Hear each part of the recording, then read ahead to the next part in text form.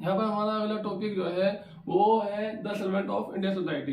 The servant of Indian society की स्थापना GK Gokhale, Gopal Krishna Gokhale, जो कि महात्मा गांधी के पॉलिटिकल गुरु होते हैं, उनके द्वारा 1905 में की जाती है। ये बंगाल प्रांत में की जाती है और इसका मुख्य जो मोटो होता है, मुख्य उद्देश्य जो होता है वो सिर्फ और सिर्फ लोगों के कल्याण कार्य करना होता है। किसी प्रकार का पॉलिटिकल पार्टी से अपने आप को अलग कर लेते हैं तथा इंडियन नेशनल कांग्रेस से भी ये किसी प्रकार से संबंध नहीं रखते और सिर्फ इनका मुख्य उद्देश्य जो दूर दराज के क्षेत्र हैं, जो एसटी एरिया है, वहां पर जाकर शिक्षा को बढ़ावा देना, उनके कल्याण का उनका सहयोग करना, उनके जो कल्याण के कार्य होते हैं उन्हें करना इनका मुख्य उद्देश्य होता है। उसके बाद हमारा देखा जाए तो जो सोशल सर्विस लीग होती है, सोशल सर्विस लीग भी किसके सहयोग से गठित होती है? वो एमजी जो गोपाल कृष्ण गोखले हैं, उनके सहयोग से ही सोशल सर्विस लीग का गठन जो मल्हार जोशी होते हैं, नारायण मल्हार जोशी, एनएम जोशी द्वारा सोशल सर्विस लीग का गठन किया जाता है। क्योंकि ये एमजी गोखले जो हमारे जो गोपाल कृष्ण गोखले हैं, उनके ही आदर्शों, उनकी विचारधारा से जो हमारे एमजी जो मल्हार जोशी हैं वो प्रभावित होते हैं और उनकी विचारधारा को ही लागू करते हैं। इसलिए एक भी कोई पॉलिटिकल पार्टी से एफिलिएट नहीं होते और ये समाज के दूर दराज के क्षेत्रों में जाकर जो शिक्षा कार्य होते हैं, जो सामुदायिक कार्य होते हैं, जो अन्य प्रकार के विकास कार्य होते हैं, उनमें लोगों की सहायता करते हैं और उसको बढ़ावा देते हैं। जिसके आधार पर जो सोशल सर्विस लीग होती है वो अनेक प्रकार की संस्थाओं खोलती है, जिसमें आपका कोऑपरेटिव सोसाइटी हो गया, लाइब्रेरी हो गया, जिम हो गया, स्कूल हो गया, ये अलग अलग स्थानों पे जाकर खोलती है। इसमें जो सोशल सर्विस लीग के स्थापक जो होते हैं मल्हार जोशी, वह नारायण मल्हार जोशी, वह बाद में एटेक, ऑल इंडिया ट्रेड यूनियन कांग्रेस की स्थापना 1920 में करते हैं। ठीक है, तो इसलिए मैं जो सर्विस लीग जो टॉपिक है उसमें ये इंपॉर्टेंट क्वेश्चन होते हैं। इसके बाद हम देखते हैं कि सत्यशोधक समाज है। सत्यशोधक समाज की स्थापना ज्योतिबा फुले द्वारा 1873 में की जाती है। कहाँ पर? पुणे में की जाती है। क्यों की जाती है? जाति, जो समाज में जाति व्यवस्था होती है, जाति व्यवस्था में जो भेदभाव किया जाता है, निम्न जाति उच्च जाति, इसका विरोध करने के लिए सत्यशोधक समाज की स्थापना ज्योतिबा फुले द्वारा की जाती है। तो यहाँ पर हम देखते हैं the servant of Indian society की स्थापना की जाती है 1905 में की जाती है। किसके सहयोग से की जाती है? जी के गोखले, गोपाल कृष्ण गोखले, जी के गोखले द्वारा हमारी 1905 में सर्वेंट ऑफ इंडियन सोसाइटी की स्थापना की जाती है। कहाँ की जाती है? ये बंगाल प्रांत में की जाती है। ठीक है दोस्तों, बंगाल प्रांत में की जाती है। क्या मुख्य उद्देश्य होता है? इसका मुख्य उद्देश्य लोगों के कल्याणकारी होते हैं, लोगों के कल्याण कार्य करना लोगों के मुख्य उद्देश्य होता है the servant of Indian society का। किसके द्वारा स्थापित किया जाता है? जी के गोखले द्वारा किया जाता है। किसकी हेल्प से किया जाता है? With help of MG Ranade के सहयोग से गोपाल कृष्ण गोखले हमारी the servant of Indian society की स्थापना करते हैं। गोपाल कृष्ण गोखले और एमजी रनाडे ये किस प्रकार के नेता होते हैं? ये नेता होते हैं उदारवादी। भारतीय राष्ट्रीय कांग्रेस में ये बहुत ही उच्च स्तर के उदारवादी नेता होते हैं, मगर फिर भी ये अपनी अलग संस्था क्यों बनाते हैं और इंडियन नेशनल कांग्रेस से नाता क्यों तोड़ देते हैं? क्योंकि 1905 की जब बात हो रही होती है तो उस समय तक उग्रवादी यानी कि जो गरम दल के नेता होते हैं उनका प्रभाव इंडियन नेशनल कांग्रेस पे बहुत अधिक हो जाता है, जिसके कारण से जो ये गोखले होते हैं ये नरम दल के नेता होते हैं और इनका प्रभाव कम हो जाता है। अब इनका प्रभाव कम हो जाता है तो ये क्या करते हैं? ये अपना नाता तोड़ लेते हैं इंडियन नेशनल कांग्रेस से और अपनी अलग एक सोसाइटी बनाते हैं, जिसे ये the servant of Indian society कहते हैं। और इनका मुख्य उद्देश्य जो होता है वो सिर्फ सर्वेंट के रूप में, नौकर के रूप में सेवा करना होता है। क्या मुख्य उद्देश्य होता है? सेवा करना होता है। बाद में ये एक साप्ताहिक पत्रिका भी प्रकाशन करते हैं जिसे हितवादी कहते हैं। क्या कहते हैं? ये हितवादी पत्रकारिता का प्रकाशन करते हैं जो जी के गोखले होते हैं। ठीक है, साप्ताहिक पत्रिका होती है जिसमें लोगों को विकास संबंधी विचारों को ये रखा जाता है। जी के गोखले की मृत्यु जाती है, कब हो जाती है? 1915 में, 1915 में जी गोखले की मृत्यु जाती है, जिसके बाद जो सर्वेंट ऑफ इंडिया सोसाइटी होती है वो ज्यादातर डोरमेंट स्टेडियम चली जाती है उसमें कोई क्रियाशील नहीं होता। और बाद में देखा जाता है कि तो 1916 में जो इंडियन नेशनल कांग्रेस होती है उसका दोबारा से कंसोलिडेशन हो जाता है, जो नरम दल और गर्म दल होते हैं वो आपस में मिल जाते हैं, तो इसका विरोध लगभग खत्म सा हो जाता है। इसके बाद हम सोशल सर्विस लीग की बात करते हैं। तो सोशल सर्विस लीग की स्थापना जो होती है वो मल्हार जोशी, नारायण मल्हार जोशी द्वारा की जाती है। नारायण मल्हार जोशी के द्वारा सोशल सर्विस लीग की स्थापना की जाती है। कहां पर की जाती है? ये भी बंगाल प्रांत में की जाती है। ठीक है दोस्तों, और इसका मुख्य उद्देश्य क्या होता है? इसका मुख्य उद्देश्य सर्वेंट ऑफ इंडियन सोसाइटी। क्यों? क्योंकि Malhar Joshi servant of Indian society के जैसे ही होता है। क्यों? क्योंकि मल्हार जोशी होते हैं वो गोपाल कृष्ण गोखले से बहुत ज्यादा प्रभावित होते हैं। किससे प्रभावित होते हैं? गोपाल कृष्ण गोखले से बहुत ज्यादा प्रभावित होते हैं। गोपाल कृष्ण गोखले है ना, गोपाल कृष्ण गोखले।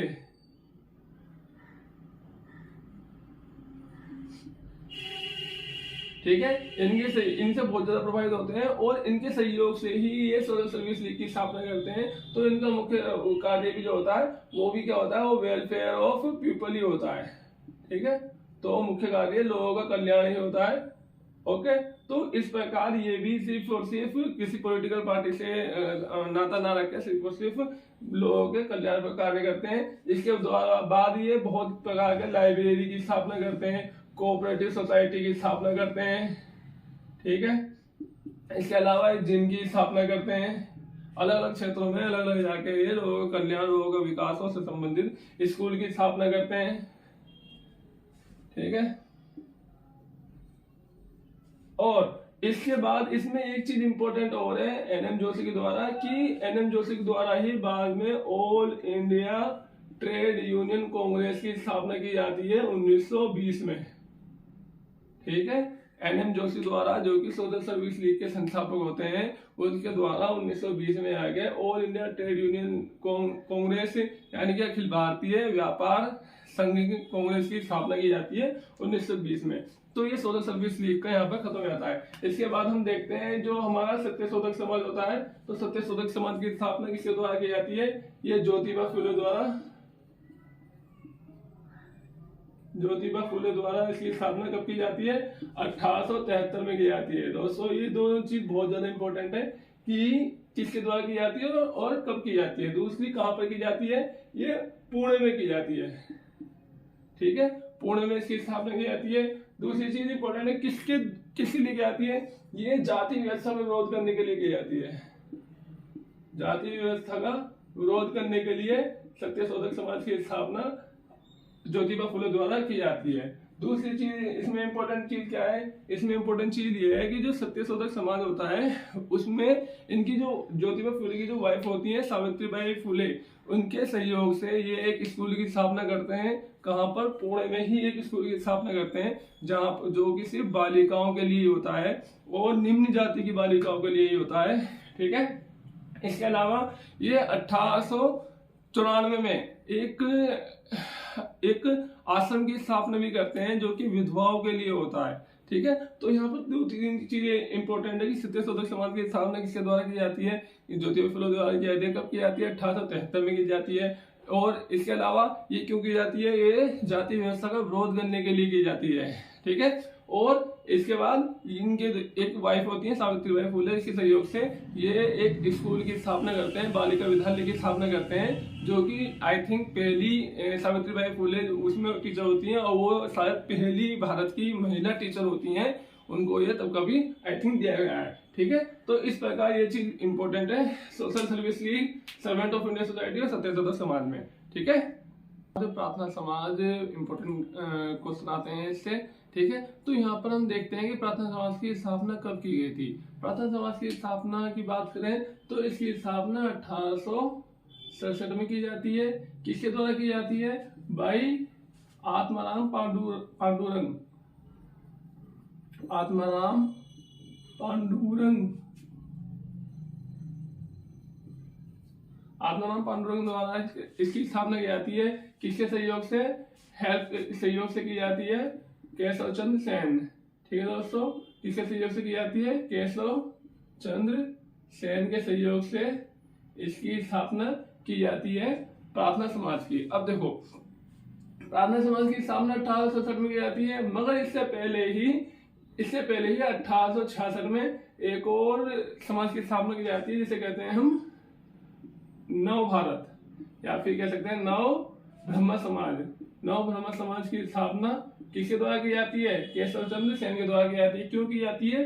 क्योंकि जो ब्रह्म समाज जो होता है उससे ये विघटित हो जाते हैं, उसको ये तोड़ देते हैं, और तोड़कर 1866 में केशव चंद्र सेन नव ब्रह्म समाज की स्थापना करते हैं। क्यों? क्योंकि जो देवेंद्रनाथ टैगोर होते हैं उनके विचार नहीं मिल रहे होते हैं केशव चंद्र सेन से।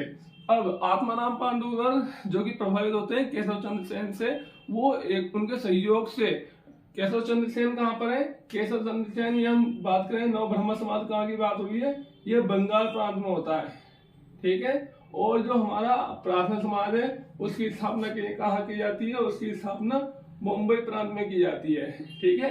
तो जो हम नव ब्रह्म समाज है वो कंट्रोल करता है बंगाल प्रांत को, और जो प्रार्थना समाज है वो कंट्रोल करता है मुंबई प्रांत को। अब ये दोनों ही जो समाज होते हैं एक ही विचारधारा को होते हैं, जो कि प्रभावित होता है केशव चंद्र सेन से, जो कि मुख्य रूप से किस पर ज्यादा निर्भर करता है? ये ज्यादा फोकस करता है, हमारा फोकस का मतलब होता है इसका ज्यादा फोकस होता है सोशल रिफॉर्म पर, ठीक है दोस्तों। सोशल रिफॉर्म पर फोकस होता है इसका ज्यादा, किसकी तुलना में? धार्मिक रिलीजियस रिफॉर्म की तुलना में, इसका सोशल रिफॉर्म के ऊपर ज्यादा फोकस होता है, इसलिए इसका विघटन कर दिया जाता है। क्यों? क्योंकि जो ब्रह्म समाज था उसका मेन फोकस है धार्मिक रूप से धर्म पे भी फोकस करना है और समाज पे फोकस करना है, मगर इनका जो आगे चल के विघटन हो जाता है, जिससे केशव चंद्र सेन नव भारत समाज का गठन करते हैं और आत्माराम पांडुरंग प्रार्थना समाज का गठन करते हैं। तो इसमें जो मेन फोकस होता है वो सोशल रिफॉर्म होता है। अब इम्पोर्टेंट चीज मैंने आपको यहाँ पे क्या क्या बताई कि प्रार्थना समाज का गठन कब होता है? 1867 में होता है। किसके द्वारा होता है? आत्माराम पांडुरंग द्वारा होता है। किसके सहयोग से होता है? केशव चंद्र सेन के सहयोग से होता है। और किसका ये जो विघटन होता है किसके थ्रू होता है? इसमें एक क्वेश्चन हो आता है कि जो प्रार्थना समाज होता है वो किससे विघटित रूप होता है? तो ये एक सभा होती है जिसे हम परमहंस मंडली के नाम से आते हैं। परमहंस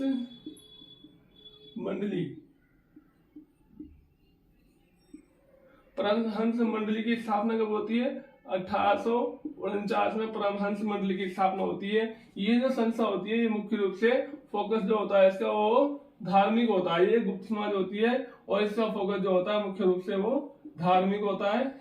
तो जो ये 1849 और 1867 इस समय तक लोगों का विचार बहुत ज्यादा बदल जाता है, और जो परमहंस मंडली होती है उसमें से कुछ लोग होते हैं जो कि परिवर्तित होते हैं, कहते हैं कि भाई सोशल रिफॉर्म पे ज्यादा फोकस होना चाहिए, तो हमारा फोकस सोशल रिफॉर्म पे होना चाहिए। तो इसी का ही परिवर्तित रूप जो होता है, परिवर्तित रूप क्या बन जाता है? परिवर्तित रूप बन जाता है हमारा प्रार्थना समाज, ठीक है। प्रार्थना समाज इसी का ही परिवर्तित रूप बन जाता है 1867 में। तो इस प्रकार हम देखते हैं कि जो प्रार्थना समाज की स्थापना की थी वो हमारा आत्माराम पांडुरंग ने 1867 में की थी, केशव चंद्र सेन के सहयोग से की थी। किसका प्रवर्तित रूप होता है? ये प्रवर्तित रूप होता है परमहंस मंडली का, जो कि धर्म पे ज्यादा फोकस करती है, गुप्त समाज के रूप में होती है और बहुत ज्यादा सीमित होती है। मगर जो प्रार्थना समाज होता है वो अपना उसके अनुयायी जो होते हैं, उसके फॉलोअर जो होते हैं, सपोर्टर जो होते हैं, वो अपना विस्तार ज्यादा करना चाहते हैं, वो समाज पे ज्यादा फोकस करना चाहते हैं। तो वो परमहंस मंडली से विघटित होकर केशव चंद्र सेन ने ब्रह्म समाज से विघटित होकर एक नव ब्रह्म समाज की स्थापना की। ऐसी ही प्रार्थना समाज वालों ने परमहंस मंडली से विघटित होकर, परिवर्तित होकर, टूटकर एक अलग समाज की स्थापना की, जिसे प्रार्थना समाज कहा गया। इसका मेन फोकस मुंबई ही होता है, मुंबई प्रांत होता है, और मुख्य रूप से ये समाज के सुधार के कार्य में करता है। अब यहाँ पर बात आती है कि कौन से समाज के सुधार कार्य होते हैं। तो उस समय जितने भी प्रार्थना समाज थे, ब्रह्म समाज थे, और आपका जितने भी और अलग सत्यशोधक समाज था, सभी समाजों का कुछ कॉमन, सभी समाजों का ज्यादातर कॉमन ही जो कार्य थे वो ये थे कि सती प्रथा को रोकना, स्त्री शिक्षा को बढ़ावा देना, विधवा पुनर्विवाह को बढ़ावा देना, ठीक है, और जाति प्रथा को खत्म करना, पर्दा प्रथा को खत्म करना। तो इन सबों के कार्य तो लगभग सेम ही है, कार्यों में ज्यादा कोई डिफरेंस नहीं है। मगर इनका गठन कब हुआ? किसके द्वारा किया गया, कहाँ पर किया गया, ये इंपॉर्टेंट है और ये इसी क्वेश्चन आते हैं। मिलेंगे अगली वीडियो में, धन्यवाद।